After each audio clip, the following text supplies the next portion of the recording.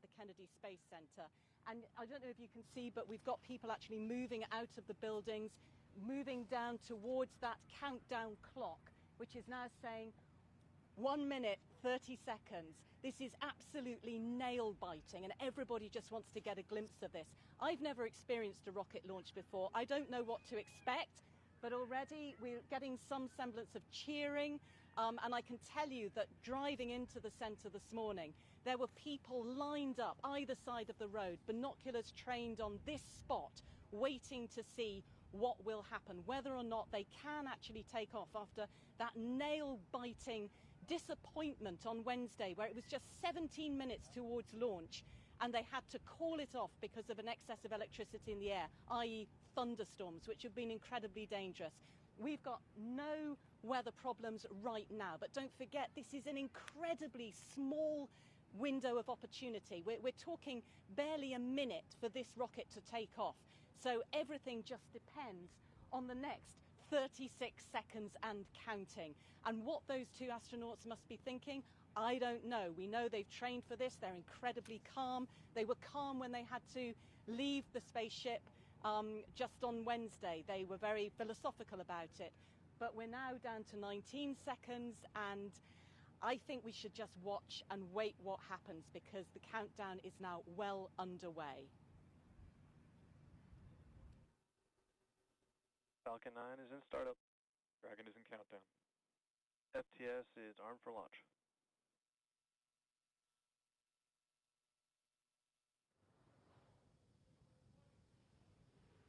Ten, 9, 8, 7, 6, 5, 4, 3, 2, 1, 0. Ignition. Liftoff of the Falcon 9 and Crew Dragon. Go NASA, go SpaceX. Godspeed, Bob and Doug. America has launched. And so rises a new era of American spaceflight, and with it the ambitions of a new generation continuing the dream. 20 seconds into flight, stage 1 propulsion is nominal.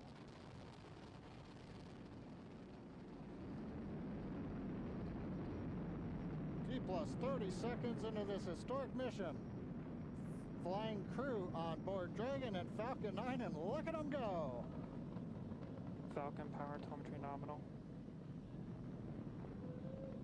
M1D throttle down. We're throttling down to get ready for the period of maximum dynamic pressure. We're in the throttle bucket. Reports say all systems are go. Vehicle is supersonic. We've exceeded Mach 1 on the Falcon 9. M1D throttle up. We're throttling back up to full power as we're through max Q. Copy, 1 Bravo. And we heard that 1 Bravo call out. That's just the second abort zone that they're in. They'll continue to be on this until the first stage has done its job and they switch over to the second. At this point, Bob and Doug pulling about 2.3 Gs, 2.3 times the Earth's gravity, already moving at over 1,500 miles per hour. We've heard the call out for MVAC engine chill. That's getting the MVAC engine ready to light. That'll come at about 2:44 into flight. Right now, everything continuing to look good. Next major event coming up is going to be the triple. We'll have main engine cutoff of the 9 first stage engines, stage separation, and then ignition of the second stage engine to continue to carry astronauts into orbit. Coming up in about 20 seconds. M1D throttle down.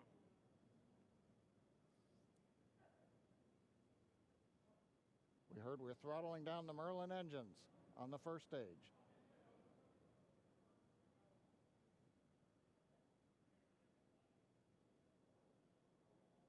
And we have MECO.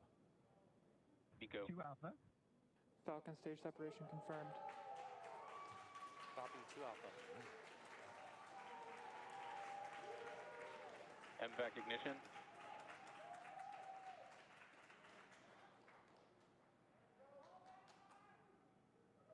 All right, we have stage stage separation confirmed. The first stage beginning its flight back. The second stage being powered by that single Merlin 1D vacuum engine has ignited and is now carrying Bob and Doug into orbit.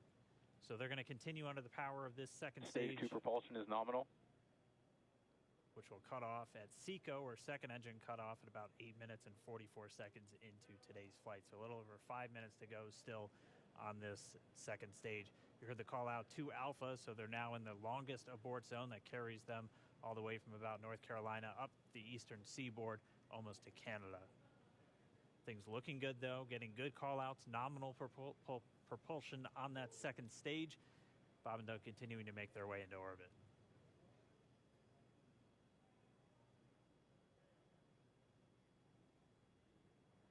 Dragon SpaceX nominal trajectory. Acquisition of signal in Bermuda. SpaceX Dragon nominal trajectory. All right, here in nominal trajectory, so Dragon pointed in the right direction, continuing to make their flight uphill. Heard acquisition of signal Bermuda. That's one of the other ground stations that they're using to get telemetry and data back from this spacecraft. Stage 2 propulsion is still nominal.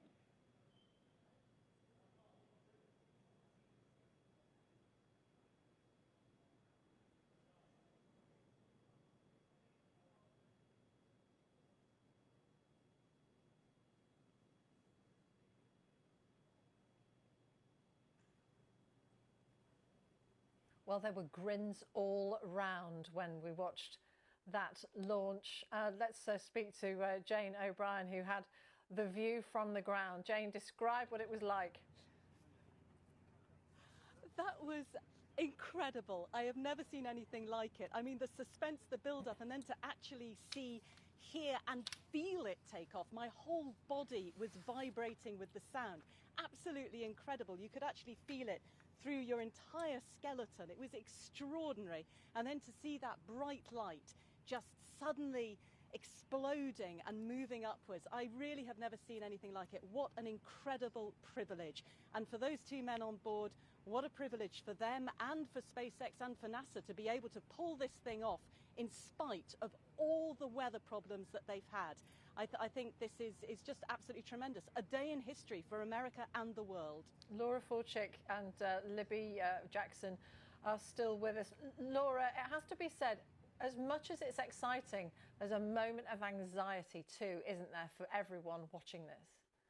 Oh, absolutely. I've seen several shuttle launches in person, and even from a distance, you are cheering them on and both praying and hoping the best for them, that nothing goes wrong. And at this point, it just looks amazing. And of course, you never know what could happen in the future during a mission. Something could still go wrong. But from this end, it looks beautiful. It does. And Libby, you never tire, do you, of seeing the Earth from that perspective? Never indeed. I've been looking at the pictures, and it's amazing what modern technology allows us to see with these rocket launches. I've been watching them for many years. We're going to see in a little while the landing of the first stage back in Florida, and you can see the pictures of it Earth coming back towards it. It's all beautiful, but there are still about 4 or 5 minutes till they reach orbit, and as you said, until they get there, until they're safely in orbit and on their way to the International Space Station, I'm still just watching everything very closely. So we sort of keep seeing if it all keeps going okay. I think that President Trump is speaking. We might be able to listen in. We knew that he was heading down to Florida. Let's see if we can hear him. And real talent, real genius. Nobody does it like us. So it's great to have this whole program back, and it's just the beginning. It's just the beginning. We have many more things to come. It's a lot of jobs. It's a lot of technology. You know, we have Space Force now. And thank you very much for being here, General. We appreciate it very much. Number one, you know, one of the things we've done is created the Space Force. First program in, if you look, I guess it's 74 years now. It was 72, and now it's 74. And time flies. But since the Air Force, so we have a major branch of the military, Joint Chiefs of Staff, everything full honors. It's called the Space Force. We did that during the Trump administration. Mike Pence was so helpful. Everybody here was helpful, frankly. We needed lots of votes, and we got them. And really, it wasn't that hard once we started explaining what it's all about. But space will be one of the most important things we've ever done. I think so. I think space will be one of the most important. I put it up there with 280 federal judges, 2 Supreme Court judges. I think space will be one of the most important things we've ever done. So we'll see how it all works out. Thank you very much, everybody. Thank you. Thank you. I'll see you inside. Okay, great job. Very proud President Trump there, claiming it for the Americans, of course. But Laura, this is very much a cooperation between a whole range of people and nations. An international effort going forward with not only the International Space Station, which is already international, but also Artemis. And of course, Space Force has nothing to do with NASA or this current mission. But SpaceX, being a commercial company, they intend to launch commercial astronauts as well as private astronauts from other countries. And the next mission, they have a Japanese astronaut on board to launch with the Americans to the International Space Station. Libby, just how new and different is this particular spaceship design? Because things have moved on a bit since the last one, 39 years ago, haven't they? Indeed, the last brand new human spacecraft we saw head into space with the Space Shuttle, that was designed back in the sort of end of the 60s and mostly through the 70s. So this really is brand new. It looks like something out of a sci-fi movie. And I do think SpaceX have had one eye on that, but absolutely everything has been designed with function and safety first. From the 3D printed helmets through the touch screens in the module, brand new spacesuits, everything's new. Everything's being put through its paces today. It is a demonstration flight to check it all out to make sure it works well. So far it looks good, but it really is a new era of space travel. But of course, they still get to practice, or have to practice, don't they, Laura? Manual flying, they actually take control of this. As Libby said, they've both flown twice before. And although there is a lot that's automated, there's also a lot for the astronauts to do, both on launch and, of course, with docking coming up in 17, 18 hours. And